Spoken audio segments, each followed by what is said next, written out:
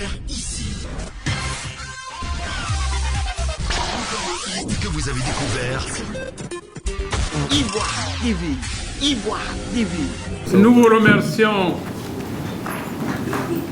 d'avoir bien voulu faire le déplacement pour cette conférence de presse. Dans l'invitation que vous avez reçue, elle porte sur notre position sur la réforme profonde et totale de la Commission électorale indépendante, dont vous n'ignorez pas l'importance capitale dans les élections dans notre pays et par conséquent pour la paix en Côte d'Ivoire. Aujourd'hui, nous vous recevons le PDCI-RDA et 23 partis politiques de l'opposition, la plateforme EDS Ensemble pour la démocratie et la souveraineté, ainsi que le parti leader, 3 entités qui sont représentées ici. Vous savez qu'au moment même où nous tenons cette conférence de presse, le gouvernement nous a invités à une séance plénière présidée par le Premier ministre. Nous allons donc, au cours de cette conférence de presse, vous expliquer notre position. Je vais laisser la parole au représentant d'EDS, Frank Anderson, qui va vous donner lecture de notre déclaration. Occupe depuis près d'une décennie l'opinion publique nationale en général et singulièrement les acteurs politiques et les organisations de la société civile.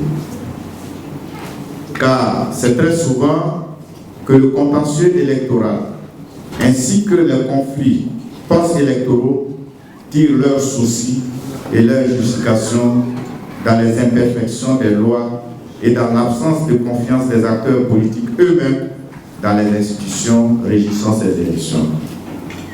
Pourtant, et cela est communément admis, les confrontations praticides et meurtrières qui jalonnent les joutes électorales en Côte d'Ivoire ne sont pas une fatalité.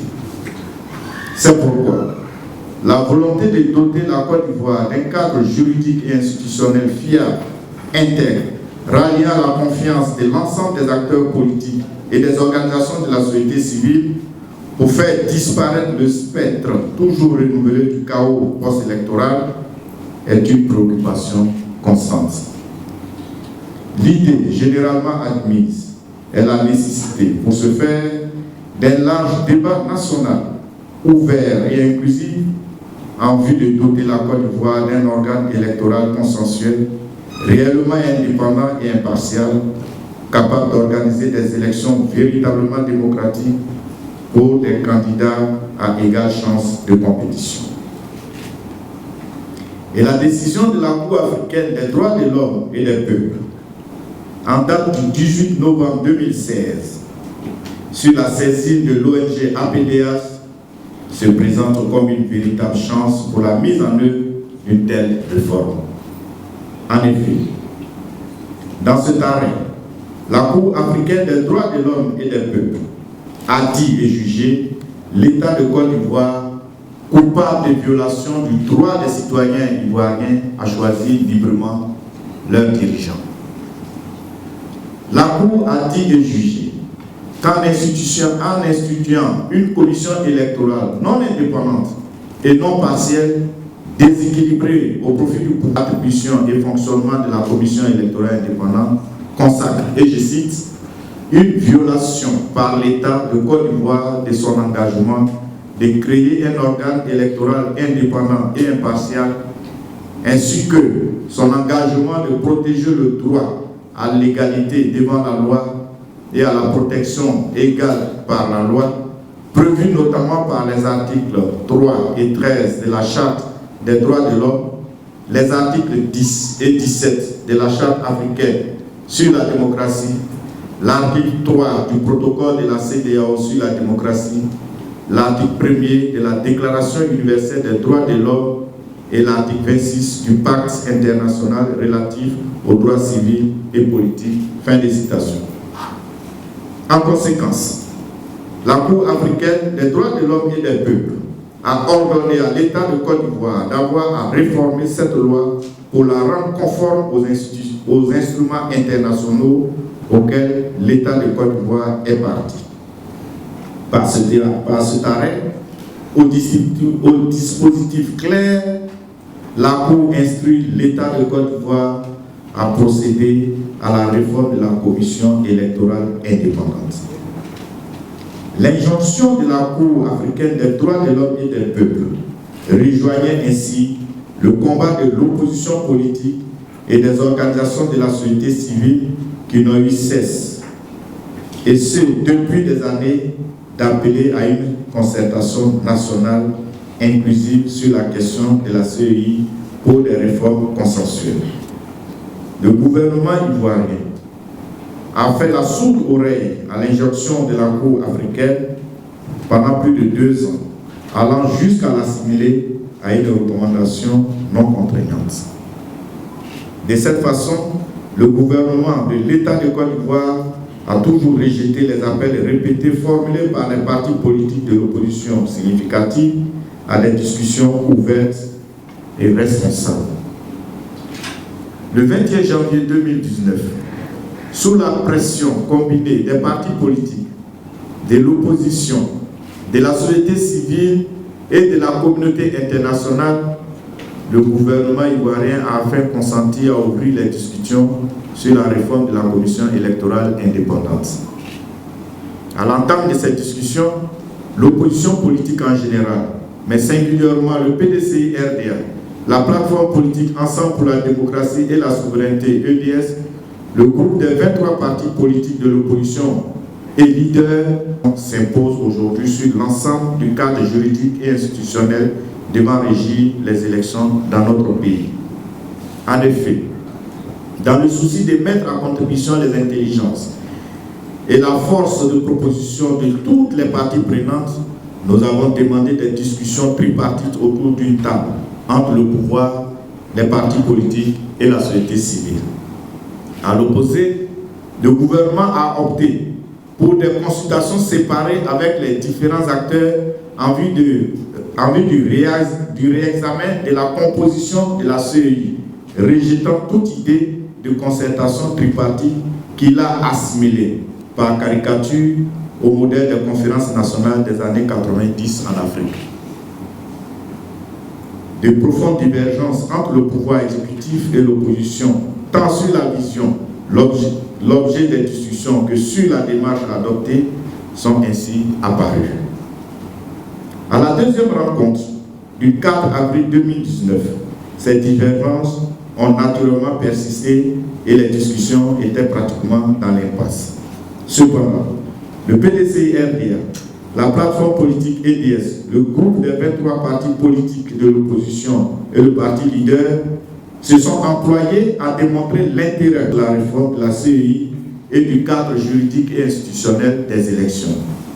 Face à la pertinence de l'argumentation de l'opposition, le gouvernement, indiquant avoir déjà créé un cadre restreint de concertation avec la société civile, a proposé un cadre similaire, mais de haut niveau avec les partis politiques. Par la suite, suivraient des concertations tripartites, pouvoir, partis politiques et organisations de la société civile. Le PDCI-RDA, la plateforme politique EDS et le groupe des 23 partis politiques de l'opposition et leaders ont marqué leur accord pour le principe de la mise en place d'un cadre restreint de concertation qui constituait une solution médiane.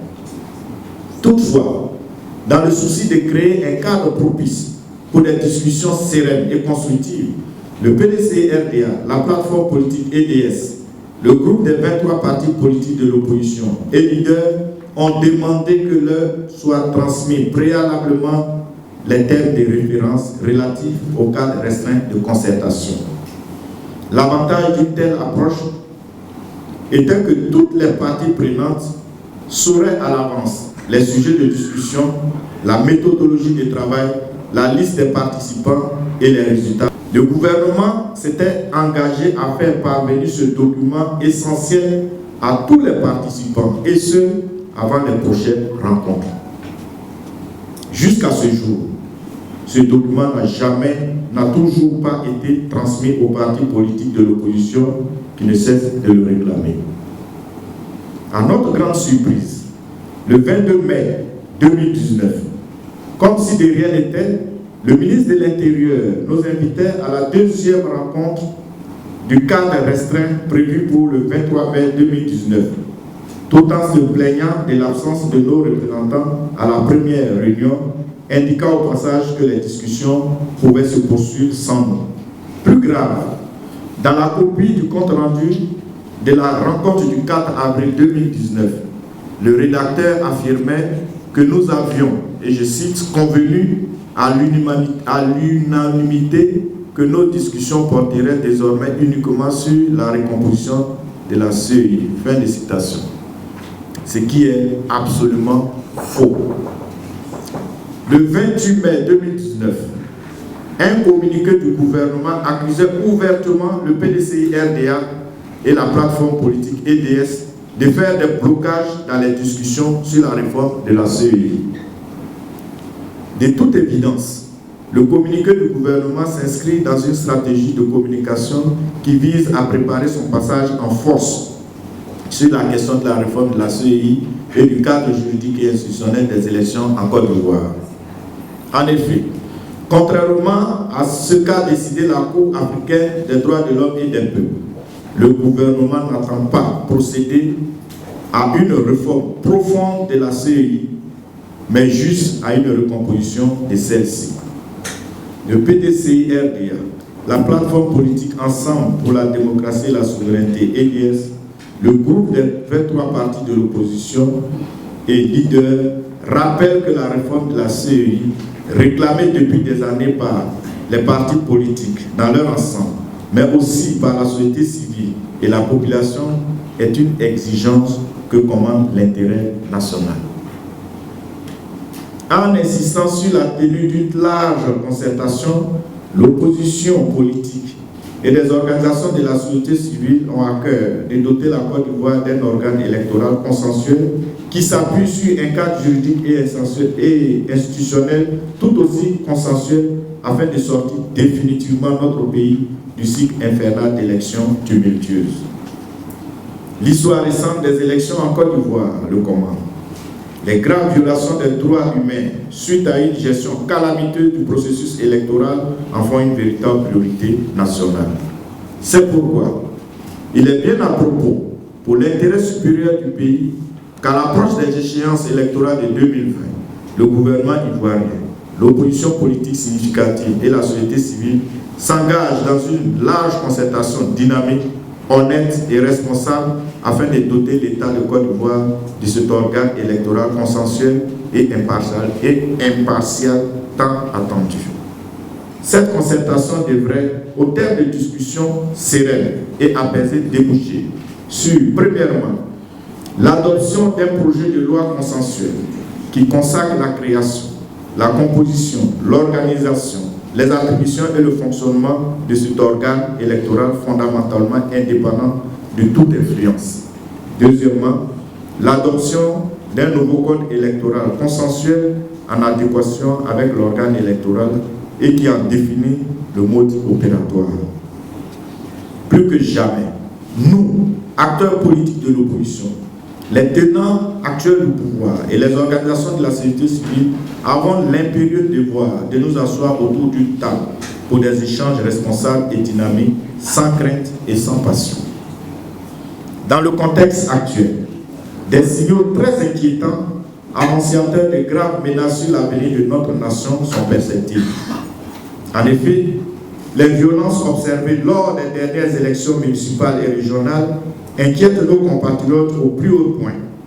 À l'approche des échéances électorales de 2020, ces faits rappellent en effet à quel point l'environnement sécuritaire de toute élection reste encore à assainir.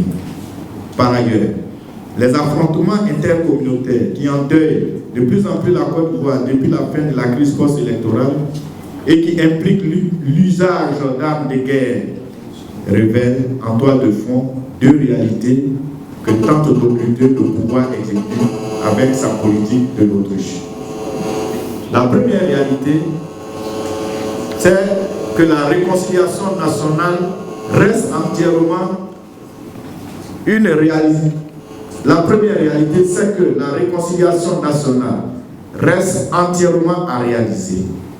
L'on note que la gouvernance clanique résultant de la politique de rattrapage ethnique et la confiscation des résultats de la commission Dialogue, Vérité et Réconciliation, CDVR, dont la création avait pourtant suscité la haine entre individus, voire entre communautés, mais aussi la méfiance ou la défiance envers les pouvoirs publics.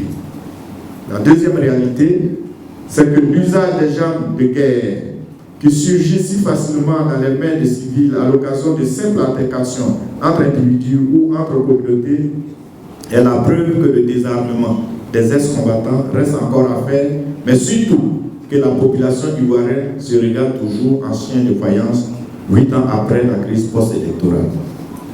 C'est pourquoi l'ouverture d'une concertation large et inclusive pour des élections démocratiques et apaisées instaurera un climat de décrispation qui assurera et permettra de traiter sereinement la question de la réconciliation nationale et celle de l'environnement sécuritaire des élections en Côte d'Ivoire. Au regard de ce qui précède, le PDC-RDA, la plateforme politique EDS, le groupe des 23 partis politiques de l'opposition et leaders, la réconciliation et le désarmement sont une exigence, un impératif consubstantiel à l'organisation d'élections démocratiques, transparentes, crédibles, sans lendemain tumultueux. En conséquence, le PDC-RDA, la plateforme politique EDS, le groupe des 23 partis politiques de l'opposition et leaders invitent donc instamment le gouvernement à se soustraire de la mentalité des tribus assiégés et autres calculs politiciens pour s'inscrire résolument, avec courage et responsabilité, dans la voie de la concertation tripartite pour la mise en place d'un organe électoral véritablement indépendant qui garantisse un processus électoral juste et transparent dans l'intérêt supérieur de la Côte d'Ivoire. C'est pourquoi, en réponse à l'invitation du gouvernement à participer à une séance dite plénière du dialogue politique sur la CEI qui a lieu ce mercredi 19 juin 2019, le PDC-RDA, la plateforme politique EDS, le groupe des 23 partis politiques de l'opposition et leaders ont décidé de ne pas répondre favorablement à cette invitation du gouvernement. Le PDC-RDA, la plateforme politique EDS, le groupe des 23 partis politiques de l'opposition et leaders voudrait prendre à témoin l'opinion nationale et internationale sur sa bonne foi et sa disponibilité à participer à toute concertation nationale, inclusive et tripartite, pouvant aboutir à une véritable réforme en profondeur de la commission électorale indépendante et non à une mascarade. Fait à Abidjan le 19 juin 2019, le PDC-RDA, la plateforme politique EDS, le groupe des 23 partis politiques de l'opposition et leaders. Je vous remercie. Nous ne voulons pas une commission électorale pour l'opposition. Nous voulons une commission électorale indépendante. Donc, nous ne pratiquons pas la politique de la chaise vide. Le gouvernement convoque quelques petits partis qui lui sont acquis. Il fait des travaux préliminaires et il nous invite pour aller adouber les travaux qu'ils ont déjà faits. C'est ça que vous appelez la politique de la chaise vide? Nous ne voulons pas que ce qui a endeuillé notre pays revienne. Nous voulons la paix pour ce pays. Mais le gouvernement n'en a cure. Alors vous me posez la question. Vous me dites, si le gouvernement n'accepte pas, qu'est-ce que vous allez faire? Mais au-delà des partis d'opposition que nous représentons ici, la question se pose à chacun d'entre vous. Vous êtes des Ivoiriens. Demain, vous allez voter pour le parti ou le candidat de votre choix.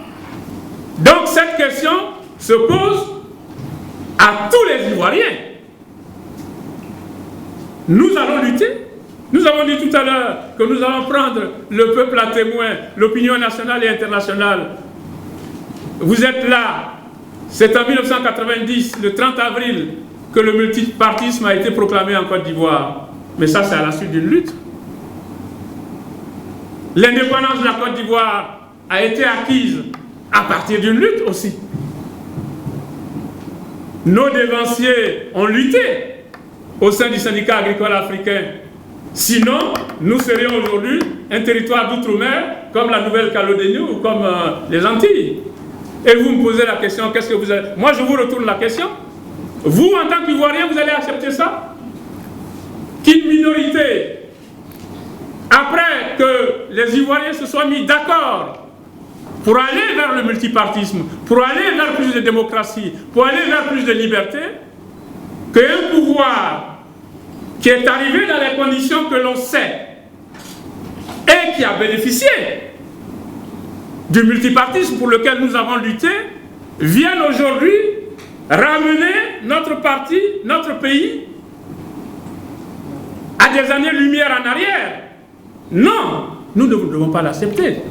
Mais c'est ensemble que nous devons trouver la solution. Vous et nous. Vous avez découvert ici.